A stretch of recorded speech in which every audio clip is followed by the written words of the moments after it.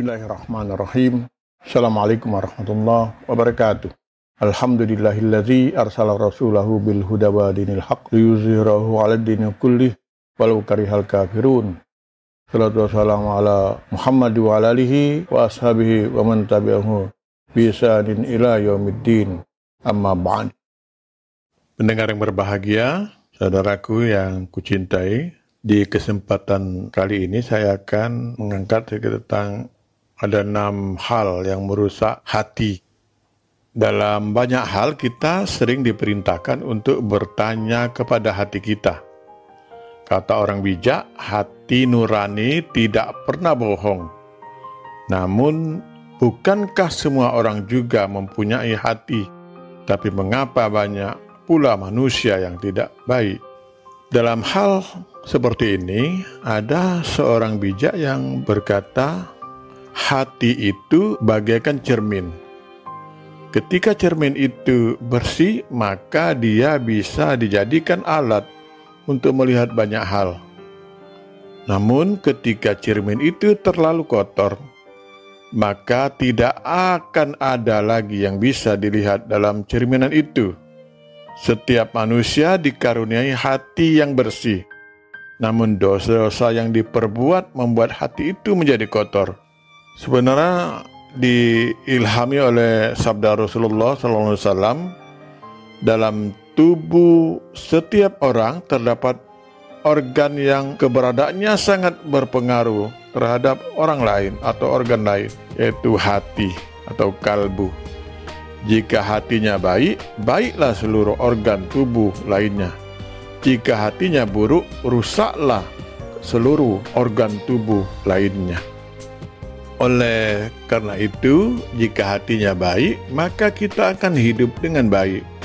Namun jika hati kita rusak, maka kita akan celaka dunia dan akhirat.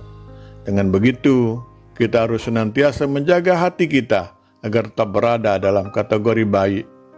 Ini sangat penting kita lakukan, karena itu akan menentukan keselamatan kita, baik di dunia maupun di akhirat kelak.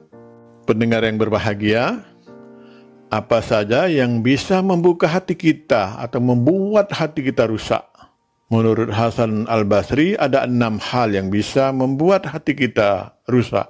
Pertama, menganggap remeh dosa. Yaitu setiap melakukan dosa, kita berangan-angan akan segera bisa bertobat dan yakin Allah akan menerima tobatnya. Yang kedua, kita mengetahui ajaran Islam, tetapi tidak berusaha mengamalkannya. Yang ketiga, mengamalkan ajaran Islam, tetapi tidak ikhlas. Yang keempat, menikmati rezeki dari Allah, tetapi tidak berusaha mensyukurinya. Kemudian yang kelima, tidak redha kepada ketentuan Allah. Dan terakhir, keenam, menguburkan jenazah saudaranya tetapi tidak mengambil pelajaran darinya. Pendengar yang berbahagia, oleh karena itu, agar hati kita tidak rusak, jangan sekali-sekali kita meremehkan perbuatan dosa, sekecil apapun dosa dan pelanggaran yang kita lakukan akan dapat berkembang menjadi dosa yang sangat besar. Misalnya, agar urusan lancar, kita memberikan suap kepada petugas. Nominalnya mungkin tidak seberapa, namun kalau kebiasaan itu kemudian ditiru oleh orang lain dan kemudian ditiru lagi, maka sistem yang dikembangkan oleh pemerintah kita atau oleh sebuah institusi tidak berjalan. Akhirnya orang-orang yang jujur atau orang-orang yang tidak bisa memberikan suap kepada petugas akan banyak yang menjadi korban. Pendengar berbahagia, kita akan mudah terserang penyakit hati dalam arti kiasan maupun yang sebenarnya. Oleh karena itu, kita harus merasa ridho pada setiap keputusan Allah yang telah diberikan kepada kita. Apa yang diberikan kepada kita adalah hal yang paling pantas kita terima. Allah akan selalu mencukupkan apa yang kurang. Dan yang terakhir, tentu kita harus selalu ingat bahwa kalau saat ini kita menguburkan saudara kita, suatu saat nanti kita juga akan dikuburkan, maka kita harus senantiasa mengumpulkan bekal yang cukup untuk menghadap Allah Subhanahu wa Ta'ala.